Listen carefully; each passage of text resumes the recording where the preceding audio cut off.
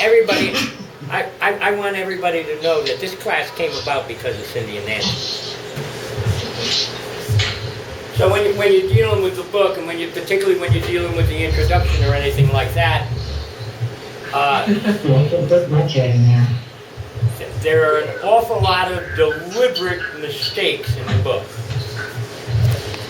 Okay? The book was written, and you have to understand that we never give information publicly to anyone that can be abused. The only time we ever do it is things like this. Of course, this is new and high tech even for me. It was always done in personal classes before. But you don't give someone information that they can abuse or use to harm someone. So this is how we keep things relatively clean. But in the book, has everybody read the introduction to the book? Okay. Now, Alan has read the book probably a dozen times. Kayla over there. One of the most important things to deal with in the book is where it's got those 7 triangles.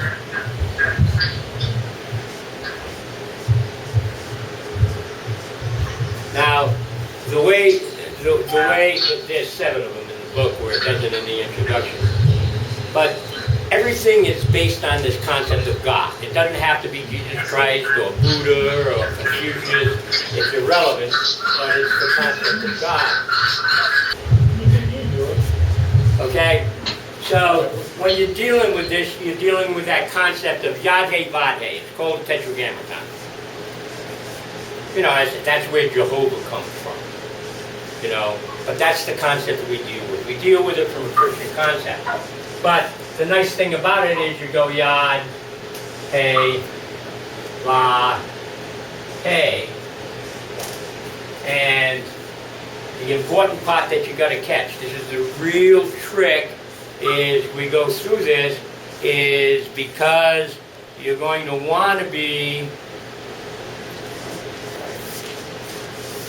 you have to be able to take the individual manifestations from any one of the 22 concepts and be able to make it a Yad, manifest finger of God, a He, the breath, you see the vow, the duality, and the second He, the manifest. So you have to be able to do that. So when you got it, the last He up here, see, and then you come down and you got Yad, He, Va. You see what I mean? In other words, it starts moving. So when you're dealing with the concept, the thing that makes the tarot such a nice tool and so easy to learn, once you get the ability to recognize duality immediately. In other words, and the average person's thought process sits down and they go, well, I think this. And they don't recognize the opposite. So they get themselves stuck in a path. The objection of Hermetics is to give you the ability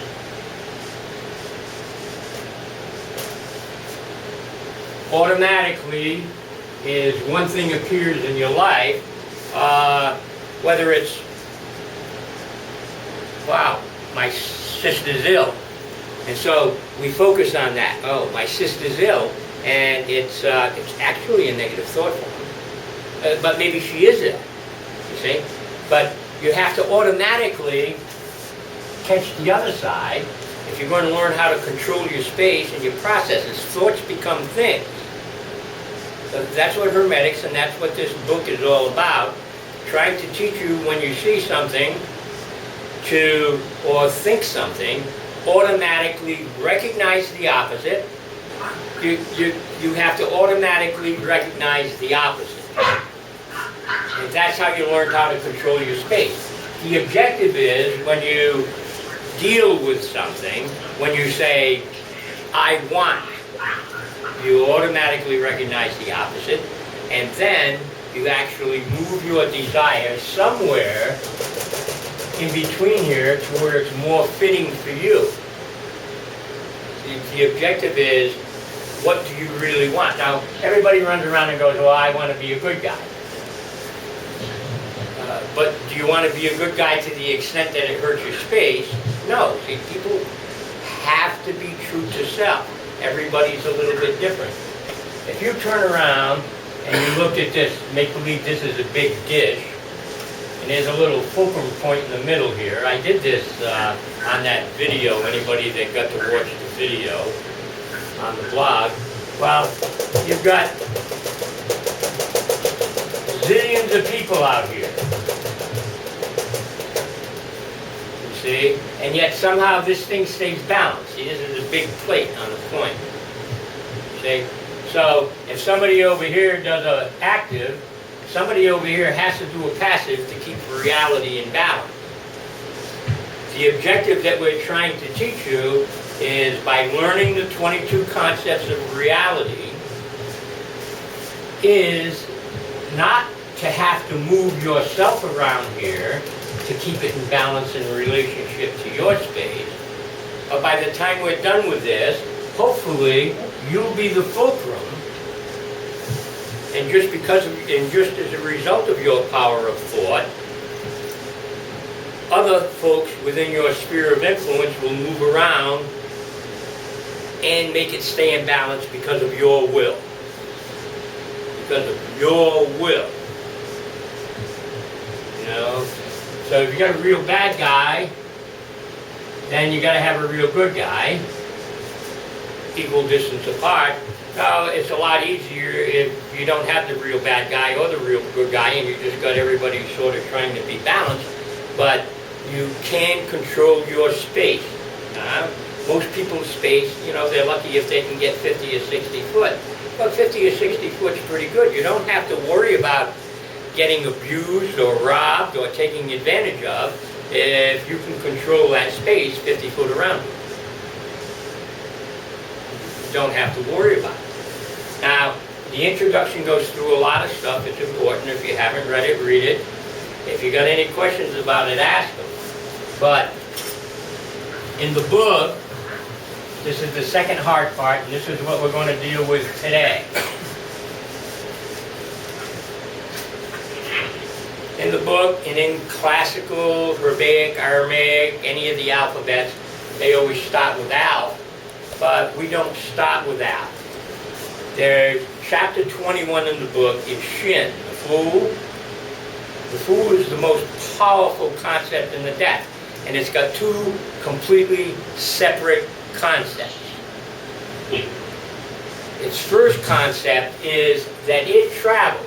So you got 1 through 22, and it travels through each one of these.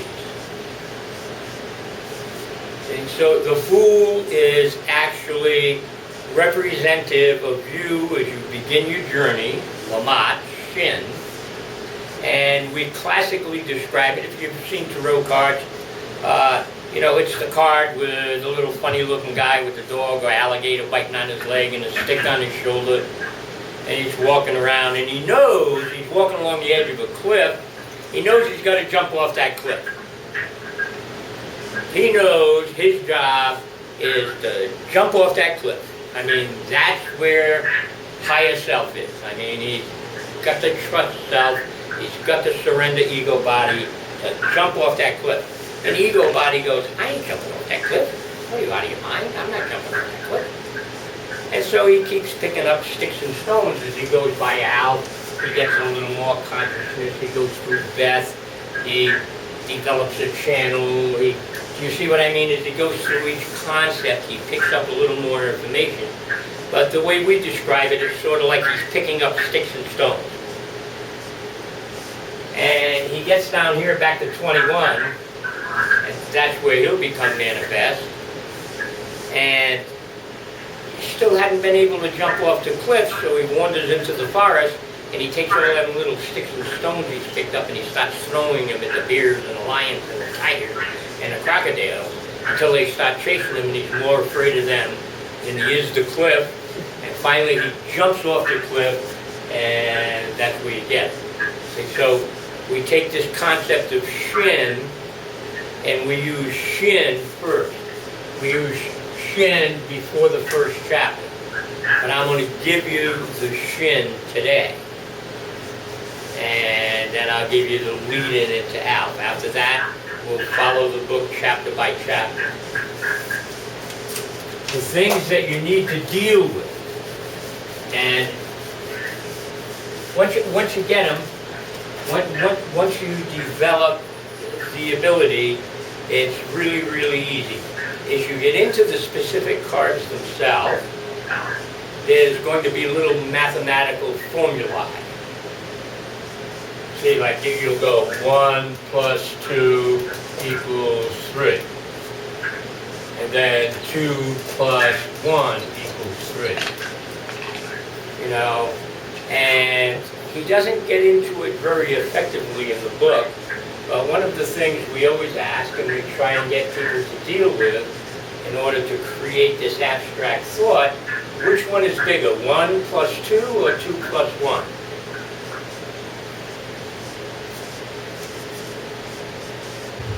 To 2 plus 1. That's right. That's right. And it'll get more complex as they go along, because you'll turn around and like once you get to Shin and it's doing the numerical part, you know, you'll have 20 plus 1 or 1 plus 20, and then you'll have 19 plus 2 ad infinitum, all the way down, every possible commutation, and every one of them wants to be recognized at the same time. And to do this, to actually succeed at this, to make it work, and it sounds tough for the first week or two, but it's not. It requires the recognition of opposites. See, like, you know, you've got black, you know, and it's the opposite of white. Okay, that's pretty easy, right? Male, female. See, do you see what I mean by opposites? So, what's the opposite of death?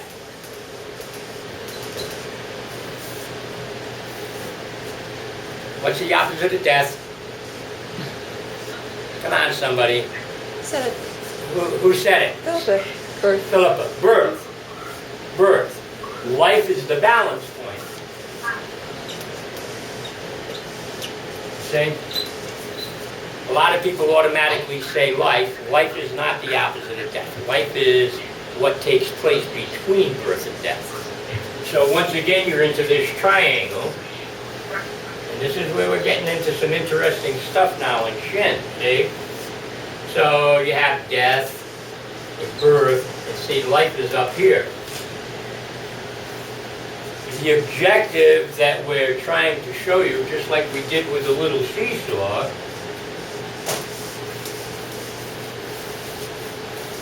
and it won't work unless you always recognize the opposite. You have to actually push yourself. Here's a good one. What's the opposite of time?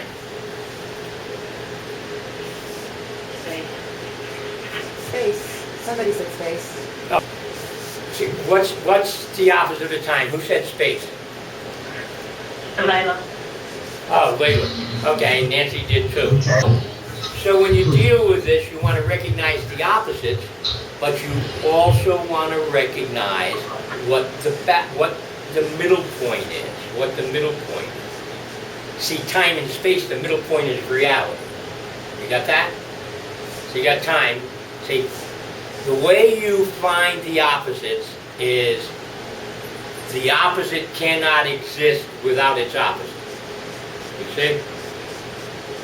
In other words, you know, space cannot exist without time. That's what allows reality. You know, birth can't exist without death. Life becomes the reality. The real objective we want to teach you, this is the whole principle of Shin. Okay? This is your equilateral triangle. See? But the objective is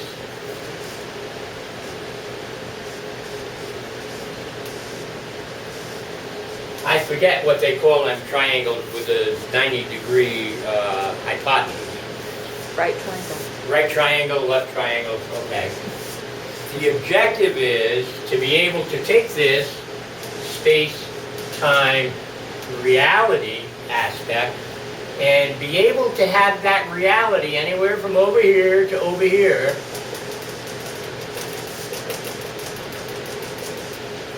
anywhere you want it to be. So if you turn around and go, I really, really, really need to get a new house. I mean, we just got married, and bop, and I need a new house. Well, if you try to do it just from there, it may take you an awful long time to get that house. But if you look at the whole thing, from one end to the other, you'll be able to see what little functions you have to do in order to achieve that. It doesn't matter if your reality is over here in a triangle shaped like that. It doesn't matter where it is. Everyone's reality is a little different. I mean, we've got people here from Texas, New Zealand, North Carolina. Harvey, I guess, is in Phoenix. You in Phoenix, Harvey? Yeah. So, the ability to move your reality anywhere on that line is the objective, okay? Now, we're going to cover a lot of things on the way through this book that are very, very, very capable of abuse. And I'm trusting everyone here not to abuse. I know all of you well enough, except Harvey, to know it wouldn't get abused. But, in other words, the ability to control your space and learning how to do that also gives you the ability to control someone else's. First law, do no harm. Do not interfere with anyone else's free will. It gets a little touchy in there. You see what I mean? It gets a little touchy in there. You know, sometimes you're dealing with children. Philipper's got a couple of young children. You're dealing with young children. Well, you have to interfere with their free will a little bit if you don't want them running out in the street just because they feel like it. You know, so I mean, there's decisions. You have to trust self. The biggest thing you're going to achieve is self. That's with capital letters. So you got little self and big self. They're opposites. They're opposites in themselves. Little self is your ego body. Your ego body. I want this, I want that, I want this, I want that. Well, as long as your ego body is in the state of desire, you cannot find this. You cannot find this while you're in the state of desire. And the fastest way to get rid of a desire is to satisfy it. But that's not always possible. You know, some people go, oh, I want to win the lottery. Well, that's a pretty hard desire to satisfy. You know? That's a pretty hard desire to satisfy. But it's no harder than the desire to become an adept. No harder than the desire to become a high adept. Okay? There are about 60,000 high adepts at the magician priestess level on the planet. You know, that's 0.8 per million. Not a lot of us. Now there's almost 750,000 adepts, people that are on the path, that are doing well, you know, so pretty easy odds getting there. You can do that about 1 in 200, 1 in 180,000. But the objective is to go all the way. The objective is to have absolute willingness to surrender to self. Self, big self. You see, that little ego body that fool has, that Shin has, they don't want to jump off the cliff because, I mean, it believes it won't die, but it don't know it. It really wants that higher consciousness, but it doesn't trust it. It's afraid it will not be able to survive, or it has this, human consciousness has this abstract thing that just doesn't think it's good enough. It won't allow itself to realize that higher self wants you to be you. It doesn't want Alan to be Harvey, or Inga to be Philippa, or Nancy to be Cindy. Do you see what I mean? Or Patty to be Layla. It doesn't want that. It wants you to be you. So really, once you surrender to higher self, once you manage to get that done, you're not going to change much. You're not going to change much. I mean, it's not like all of a sudden you have to walk around in rags and a begging bowl. It doesn't work like that.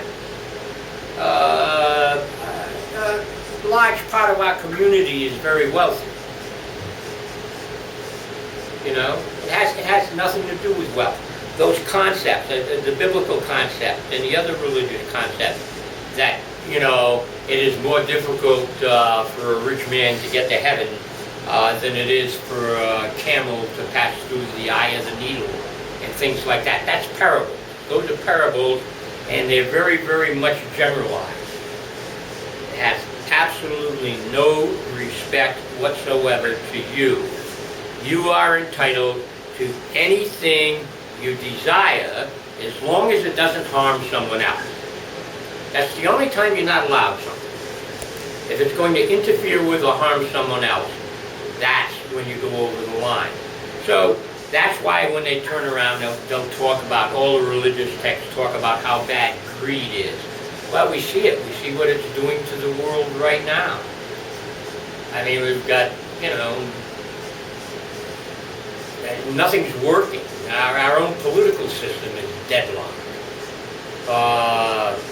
Because of greed. We got greedy people.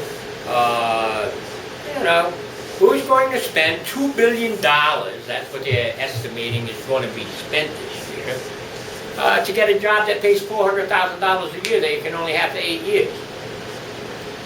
I mean, there's something wrong with the system.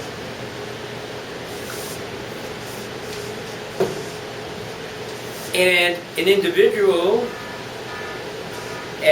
as we are born, as we start at the birth process, we turn around and we have no emotional body. Our spirit body is right up next to our mental body, nice, clean, and then all of a sudden you want your diaper change and you start crying to mom because you want your diaper change. You get your first emotion, or you want to be fed. Then when you're about 1.5 years old, you want to play with the neighbor's toy. And, you know, when your spirit body is right up to your mental body, when it's right on your mental body like that, you're in a debt. You're in a debt. All children see yours. You know, they're usually done with it before they're even talking. But when they're first born, they see yours.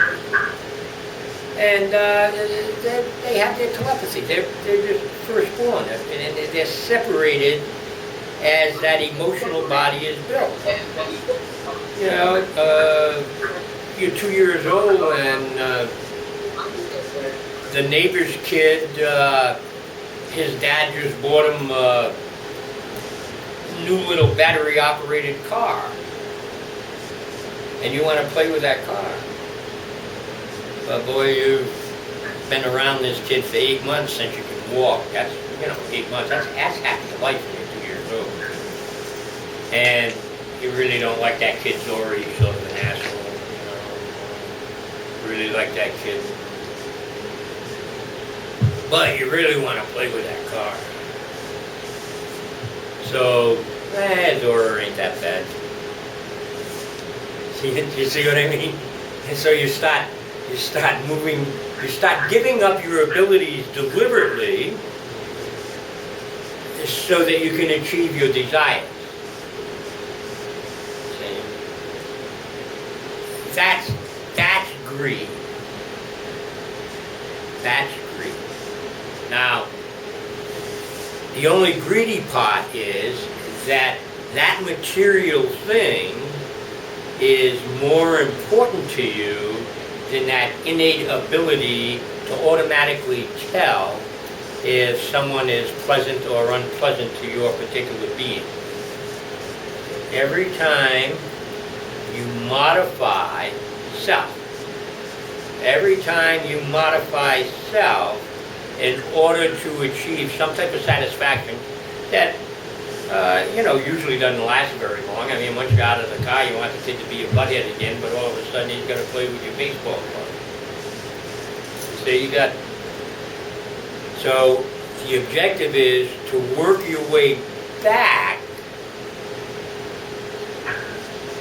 to that point where you're seeing, sensing, where you're sensing that in others. That's how you control your space. One of the nicest things about being adept is, you don't got to worry about getting mugged if you're walking down the street and you see somebody's subject to harm you. You cross the street. So that's what you want, is that control of self. And that control of self is also what's going to give you that wonderful ability to commune with your soul. And when you deal with the Eastern philosophy, they use that karma dharma thing. There are certain things that you still have to do in your life. That's that karmic influence. In the Eastern philosophies, the true representation of karma would be that an individual has to do everything possible. They have to fulfill every concept in order to complete. Okay? So, if you're supposed to go through an intensely negative experience, if you have to go through an intensely negative experience, your spirit body will make that happen. But if you're aware that you have to go through an intensely negative experience, you can pick one that's a lot less troublesome to you than just allowing it to happen. A good instance, I had a lady a couple of years ago that was dying of cervical cancer. She was in horrible pain. Horrible pain. And, no matter what the doctors gave her, it was still horrible pain. And then if they gave her enough morphine, then, hell, she didn't have any decent thought process. And doctor gave her 60 days to live, and 120 days later, she was feeling pretty good. She managed to get in touch with herself, and that's really the only reason of a serious karmic disease is because your soul goes, well, this person just is not going to listen, no matter how many opportunities I give it, so I'm going to trade it in and get a new body. So almost all serious disease can be mitigated, and you can experience the negative in a different way. There has to be active and passive in your reality. You have to have that flow. But you do not have to get diseased, and you do not have to... Now that doesn't mean you can live forever. It's like, but you can maintain conscious health, until it's time for you to go. Anybody can do that. That's one of the things you'll learn in this class. But the big thing with Shin is we go through each concept is to pick up that concept. The first chapter in your book is Alf, the magician. The concept of that calligraph is consciousness. In ancient Masoretic, Aramaic, Sumeric, Greek, Cyrillic, even the old Dutch alphabet only had 22 letters. The letters themselves had a numerical value, but they had a concept. They actually had a concept. The concept of Alf is consciousness. Now, that's all expanding. The concept is the ability to understand, the ability to investigate and understand. That's the concept of out. And so in ancient languages, and this is something because we're going to run into some of it, in ancient languages, a word was made up of concepts. The word was made up of concepts. The progression through the concepts of the Tarot, you got Alf, consciousness, and then you got Beth, which is sort of like a throat without a tongue. It can't talk, but it's a channel that will allow the expression of consciousness. Then you get Gimel, the Empress, and you into that first family, and then you get the second A, the Emperor, which is sort of like a breastfeeding male. So all these concepts, when you turn around and you take a name like Inga, say, you go Yad, Nun, Gimel, Yad, right? So you got consciousness presenting an uncultivated field, giving birth to consciousness. Nice name. That's a nice name. See, so it's a thought process. And I'm not asking you to think in Masoretic, but I am asking you to recognize opposites. That's the real trick at the beginning. So that's what I want you to practice on. That's what I want you to play with. In other words, if you go, and you do it every day without thinking about it, if you pull up to a stop sign or a red light in town, and you know you're going down here, and you ought to take a right, but your radio's on, and they go, oh, down there on the corner of Westheimer and Woodway, well, they don't touch. You know what I mean. Down there on the corner of these two streets, there's an accident. Well, you go left instead and go a few blocks out of your way and make it there quicker. So you do all that automatically. Everybody does it automatically. Okay? Because you're used to traffic and you got stuck a couple of times, so you know you got to do that. But you need to do it with every little thing. It takes a while, but you need to start trying to recognize opposites. If I have this for dinner instead of this for dinner, I mean, all the way to that level. Like, if I have this for dinner, well, I know that, there's been an awful lot of radiation leaking from the Fukushima Daiichi plant in Japan. A lot. And it's still leaking. Like, I stopped eating fish. I mean, I love salmon. I go to the market, and if it doesn't say farm raised or Atlantic, I won't buy it, and I love it. Because I know there's all that stuff leaking in the water.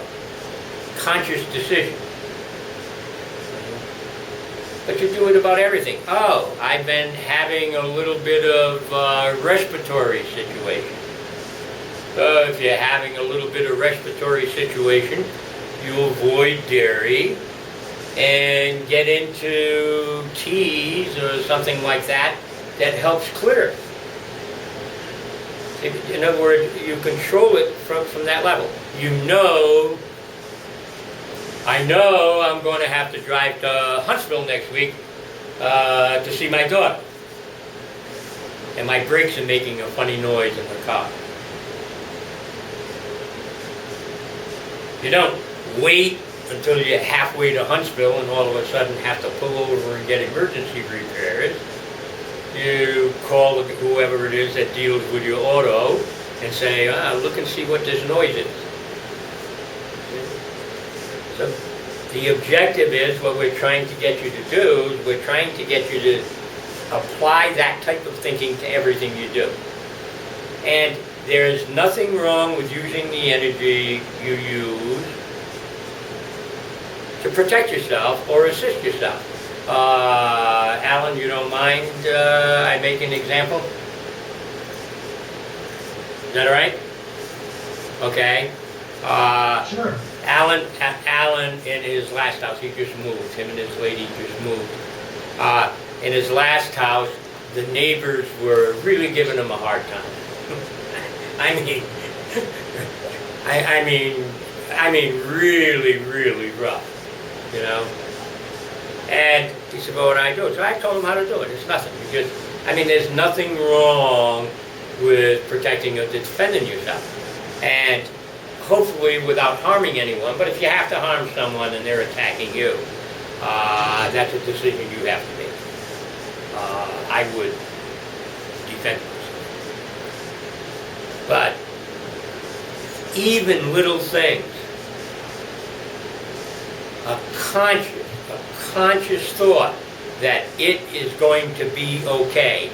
Okay, so you can turn around and go like, thoughts become things. So, that book, The Power of Positive Thinking, Norman Vincent Peale, that's probably 60 years old, was really a real good book. Thoughts become things, but how strong is the thought? So what this does also, it gives you the ability to focus thought. So you go, oh, I got a tummy ache. Okay, well maybe I'll take some Pepto-Bismol. Well, the tummy ache is still there, still there, still there. Finally you go to the doctor, whether it's a allopathic physician or a homeopathic physician, it's irrelevant. You're going to go see somebody about it. See? Well, so you're doing that, and what that does is, if you've got a good doctor, the doctor says, okay, this is going to fix it. So if you allow that, then it feeds the thought, it makes the thought stronger that it's going to get fixed, and if things are done right, it'll get fixed. But you can add little things to thought like that yourself, no matter how you're dealing with your life. No matter how you're dealing with your life. This book is going to show you, you can turn around and use a little psychodrama, use a little bit of creative visualization, and enhance the thought, make the thought stronger and stronger and stronger and stronger. 600 years ago, Leonardo da Vinci conceived of an airplane that was, he drew the blueprints. Right now that plane would fly, but 600 years ago it couldn't fly because it was physically impossible. The mathematics and the science would not allow that plane to fly. See? So thought kept going into it, and finally they did away with concepts like Planck's constant and stuff like this, and mathematics started changing, and all of a sudden we had an airplane. Jules Verne did the same thing with a submarine and a rocket to the moon. Thoughts, the more energy gets applied to them, the sooner they'll manifest. So it's a matter of learning how to manifest your thoughts. You run around and go, man, my grandma died of breast cancer. My mama died of breast cancer. My sister just died of breast cancer. I'm going to die of breast cancer. And you start sticking that in your head, and you're going to get sick. But if you do it just the other way, they did and I'm not. I'm not. My diet's a little different. Everything I do is a little different. And you constantly feed that thought form of health, and you're going to stay healthy. Believe me, it works. I'm not saying I never get sick. For the last year I've been pretty sick. But I'm 88 years old. 2 years ago I bicycled thousands and thousands and thousands of miles. Maybe it was 3 years ago. How long ago was that, Harold? 2 years ago. But, you have to get your head where you want it. That's what this Shin card is. I'm going to start off, when we get to Alf next week, I want everybody to read it. I want people to have questions for me too. This is interactive. You get your head wrapped around it, because we're going into consciousness, and that's what it is. So your consciousness is going to be different than the other person's consciousness. Your consciousness is going to be, hopefully, a vast majority of the people I deal with here, and I know everyone anyone except Harvey and George well enough to know that their conscious pursuit is that right there, higher self. That's what this is really about. Conscious pursuit, higher self. Now to achieve higher self, you have to become totally healthy and in that balance point. Now, when I say that balance point, that doesn't mean right in the center. Remember, it can be a right triangle, a left triangle. You know, it can be anywhere in between there. Everybody is a self. We've got 7 billion people on the planet. Every one of them are different. Every one of them are different. Every one of them are different. And they're all part of God. There's no way away from it. If God is everything, then it's everybody. I mean, there's you know, no judgments. I mean, if you can't see, smell, taste, hear, and feel them, whatever they're doing, it's not yours to judge. You know, just because you're reading the newspaper, somebody snatched a little girl. Up until a couple of decades ago, you wouldn't even know about it for months. It's like the ability to function without judgment, and that's the hard part. Removing judgment, that's the hard part. That's the real stink pot. Aggie will tell you, I beat on her for a year, and all of a sudden she got it. Alan will tell you, Terry will tell you. No judgment. See? Remember one thing, every time you think somebody's a real butthead, every time you really want to judge somebody, remember that concept. If God is everything, if this is the whole, the thing we seek is universal consciousness. We're not just seeking consciousness for the blondes, or the Caucasians, or the pilots. It's universal consciousness. Always remember, Gandhi and Hitler lived at the same time. They were both part of God. I mean, do you want a dichotomy? I mean, they're the biggest dichotomy you're ever going to get. They lived at the same time. They were both part of God. That's the same thing when I had that there little thing drawn. And you got a real good guy over here. In order to keep that dish balanced, there has to be a real bad guy. So it gets a little rough because, boy, everybody wants to be the good guy. Believe me, me too, everybody. We all want to be the good guy. We don't want to be the bad guy. You know? Hopefully, I'll be able to show you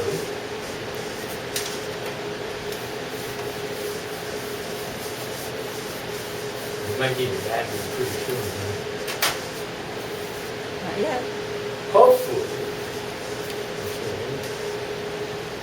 You got this thing again with all these people on it, and you got the middle here. Well, if the good guy came this way a little bit, well, the bad guy would have to come that way a little bit too. I mean, it has to stay in balance. Reality is going to stay in balance. Reality is going to stay in balance. That doesn't make you less good.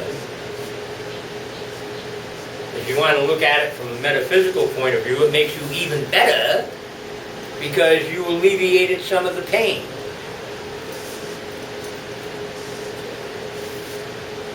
No judgment. Get to center. Now, your center is different than everybody else's. This person out here, who may be a plus and not a minus, this person out here, their dish is there. This is where you get into metaphysics. This is what makes it hard. This is when the theosophists and theologians try talking to you and they say, well, we just can't really explain it. You know, we can't really explain this Trinity thing, or this part, or that part, or that. The reason they can't is because human consciousness can't get a grip around it. But that person's sphere and this sphere here are the same, and yet different. Remember one thing is we're going through this. Don't let it confuse you. Metaphysics is a word that was actually coined by a philosopher named Immanuel Kant. His description of it was metaphysics is the study of reality in contradistinction to itself. See? Reflection and refraction. Everybody know that? Everybody, you know the difference in that, don't you? Yes. Yeah, you know the difference between reflection and refraction, right? Yes, sir. Sure, when we covered that, see? So that's what metaphysics is. It turns around and goes, the lid to this pen is red. That's reality. The reason it's red is 7 billion people on the planet agree that that's red. But scientifically, it's everything but red. It reflects the red and absorbs everything else. That's reflection. Refraction is the stones you wear to try and create certain influences spiritually and metaphysically in your being. They bend the light and create that light for you. See? So everything is like that. Everything is like that. Everything has an opposite that does not make it a negative. It doesn't make it a negative. Just because it's an opposite doesn't make it a negative. The objective is to see both sides, black and white, and decide, well, today I'd like to be green. Well, maybe tomorrow I want to be yellow or blue, or, you see, and you're allowed to do that. You're allowed to move anywhere there in there, you know? Just like you're allowed to eat what you want, you're allowed to wear the clothes you want, you're allowed to live like you want, you're allowed to think like you want within that scope of consciousness. So when you're dealing with that with that magician guy this week, and really this is pretty easy, we only do this once a week, so, you got to read at the most 20 pages. So now, any questions about the introduction and the beginning aspect of Shin? Did you say? Question. What's that? I got a question. Go ahead. Nowhere in the book do you see the expression higher self. Is it just because back in that time it hadn't evolved that expression? It's the reason we use higher self. That's a New Age concept. You'll never hear a theologian using it. If you're in a Catholic church, they'll call it your soul. If you're in a Protestant church, they'll call it your guardian angel. If you're Buddhist or Hindu, they'll call it Atman. It's a word. It's the reason we started using it. The New Age people got things screwed up enough. We don't want to try and change your vocabulary on them. Higher self is nothing but your guardian angel, your soul, that aspect of self you don't always necessarily deal with. But you're going to run into that an awful lot in the book. Remember, the book's almost 60 years old. Okay? Almost 60 years old. Okay? Now, a lot of the verbiage is pretty screwy compared to the language we would use nowadays. The easiest way I could say that is you turn around and deal with you deal with the concept of 500 years ago, the books by Levi Pappas, McGregor Mathis. You know what I mean? The more ancient, the older book. The amount of intellectual development between the 15th century and the 21st century has already been doubled between 1950 and now. So you've got a massive growth factor taking place there, massive. It's not, my doctorate isn't even equivalent to the average high school education nowadays. It wasn't, the information wasn't there. It wasn't there. There wasn't any way to know it. It wasn't there. I mean, these damn machines we're using right now, 20 years ago we couldn't have done this. Actually, this program we're using is only a year old. Do you see what I mean? It's knowledge and information is expanding so rapidly. In a lot of ways, it's a sort of Faustian, a pain in the neck, and in other ways, it's a wonderful thing.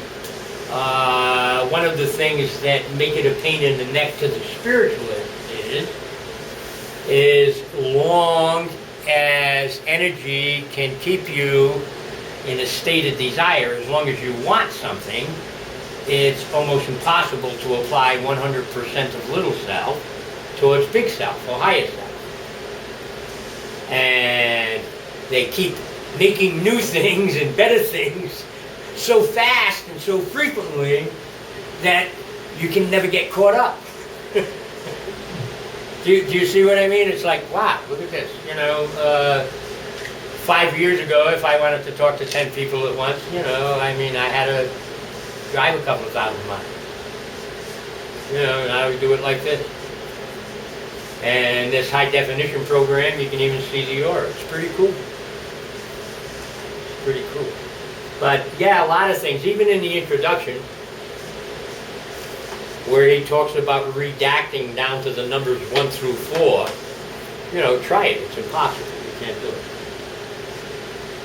You can make it 1 through 9. Do you understand what I'm saying? I mean, but you can't do it 1 through 4. And yet he says that. Instead of saying 1 through 9. See, everything is in this universal consciousness thing is like really combined together. As we go through the book, every one of the concepts is capable of being represented by any one of the hieroglyphs. But then you're getting into heavy gematria and stuff like that.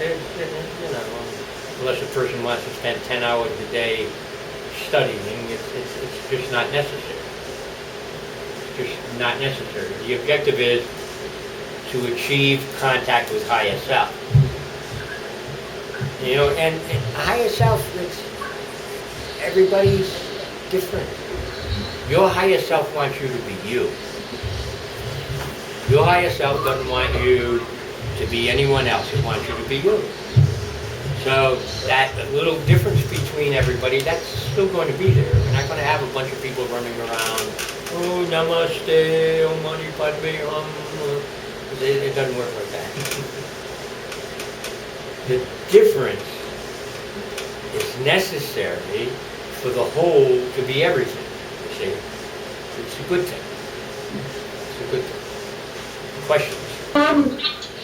In the introduction, it was talking about the minor arcana as well. Correct. And it described pentacles as being passive. Now, I was wondering, are they passive because they are earth, which is like a fecundating principle? Yeah. Is that why they're considered passive? Well, you have to remember now that we're not going to cover the minors at all. But I'll deal with the generalization for you. The minor arcana are actually where playing cards come from. Their designation in the tarot is a divinatory designation. Do you understand what I mean? So you would take one of the 22 major concepts. And see, remember, that concept can go anywhere from extremely active to extremely passive. See, the death card can be birth or death. So if you throw a bunch of pentacles and discs around there, a bunch of discs and swords, do you understand what I mean? You can make it negative, or you get a lot of cups and wands, you can make it positive. It depends where you might be moving it from. That's the purpose of the minor arcana. They have virtually no value to us in the pursuing of the cause.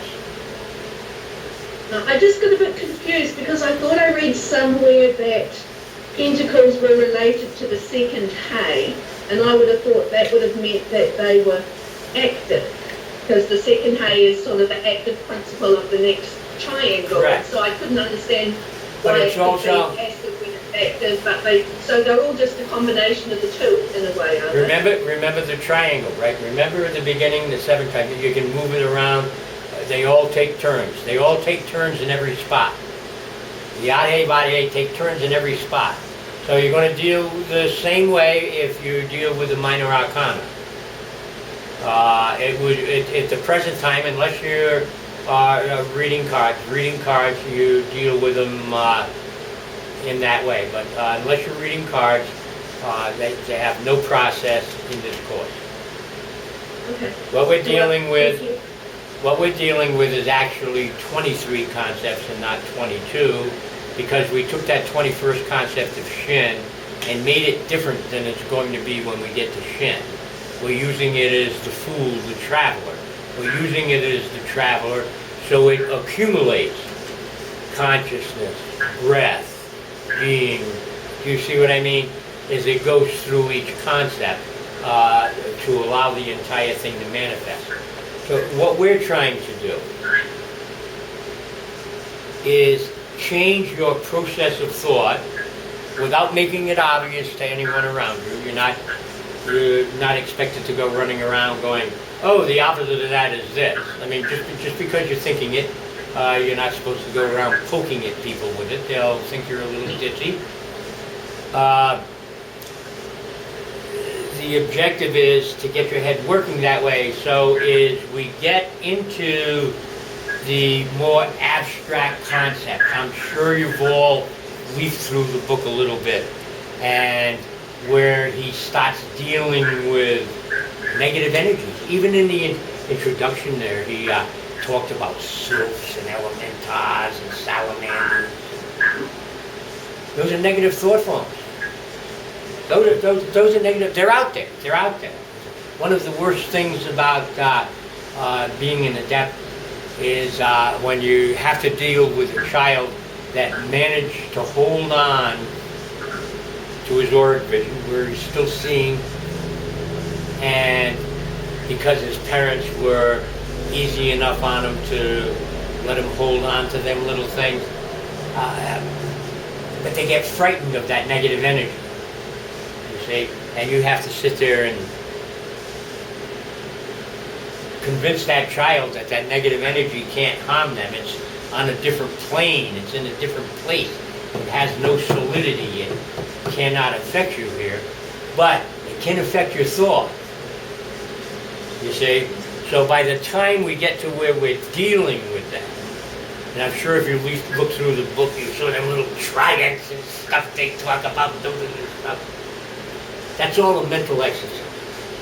I mean, you're not going to sit there and pound out metal.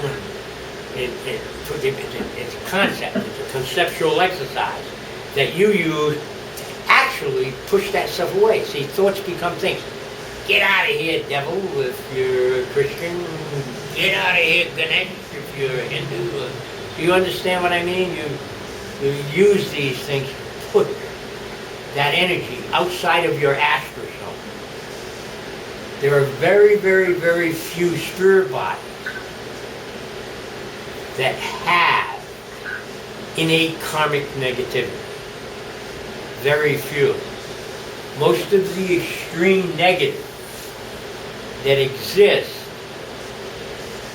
within society, I'm talking worldwide, is a reflection of angst and emotional disruptions that an individual created because they wanted something they couldn't have. Do you understand what I'm saying? There aren't a whole lot of serial killers born. Not a lot of really bad people born. They're made. Now, That doesn't mean mom and dad necessarily did a bad job. It's not necessarily mom and dad's fault or the school's fault, because the way their processes worked and no one was aware of their processes enough to assist them in rectifying. There wasn't anyone there to explain to them how they could be happy by being in balance. Happiness has nothing to do with possession. Happiness is a state of mind. Happiness is a state of mind. I mean, I know homeless people that are very, very happy. It's a state of mind. I have a very good friend who's a hardcore Bible-thumping fundamentalist Christian who travels around with his wife and 3 kids. They homeschool him. He has nothing. He's got a tarp they put up as a tent. And he wants nothing. And he's one of the best people you'll ever meet. He'll give you the shirt off his back. And he just travels around. Mostly he goes to disaster areas. After that Katrina thing, he spent over a year there in New Orleans. Helping people. He's a preacher. Wonderful man. You see? Then there are people that have nothing for one reason or another. And instead of asking for help or even working their way out mentally out of the position, they'll run around and start taking or hurting others to get things and stuff. And see, but that's something they develop. That's not something built into their soul. That's why I was using that concept earlier of moving that good part a little closer to center forces a little bit of that bad part a little closer to center. We have more hunger on the planet now than there ever has been. There is more hunger now than there ever has been. Now, there's the cyclic entities. I mean, there's been famines. There's been potato famines in Ireland and famines. And there's been famines in different countries and stuff. Somehow that goes into the cycle. But other than those radical things that have nothing to do with individual choice, people were a lot better off at feeding themselves before the heavy industrialization. There's more hunger now. Can I tell you where it started? It started with a wonderful organization in 1946 called CARE.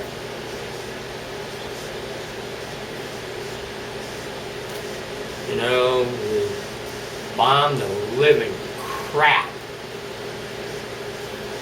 out of Europe. I mean, there wasn't any industry left, there wasn't any farms left, there wasn't any, they started producing this massive amount of charitable food, and it continued it. And people have lost the ability to function on that. Imagine if any of the apocalyptic predictions were to happen. Now, believe me, I don't know if you saw it or not, but they just discovered a new, in this Mayan village they're digging up, they just discovered a new thing with the beginning of the new calendar where it definitely goes along with what we've been saying it's going to be an awakening. But that doesn't mean there aren't going to be problems. It's still a problematic era. But we have problems, our biggest problem is man-made. We're the only intelligence that could conceive of creating something that could destroy us. But you know, they're saying that we're going to be subject to some extremely intense solar storms this fall. And even the scientists say you could knock all this stuff out. You know, it could cook the computers. How many of us have a car without a computer that runs it? I mean, what would happen? What would happen if that happened? Your friend E.T., I talk to him about that all the time. And he says, yeah, it is going to happen. And so all of a sudden you got no electricity, the gas pumps don't work, there's no food in the frozen food department of the supermarket. Well, of course, also the idiots are running around taking all the food out of there and hurting each other, trying to get the food and stuff. That's the biggest threat. See, and that's a natural thing. How do you avoid that? You don't. See? So we're in a funny place. So you can't do anything about that. Except one thing. There is one thing you can do. Thoughts become things. You can go, every little thing's gonna be alright. This whole thing is just gonna be for the betterment of humanity. People are going to have a spiritual awakening. Somehow we're going to do away with the extreme negatives. I guess that means we have to kill all the politicians, but every little thing's going to be okay.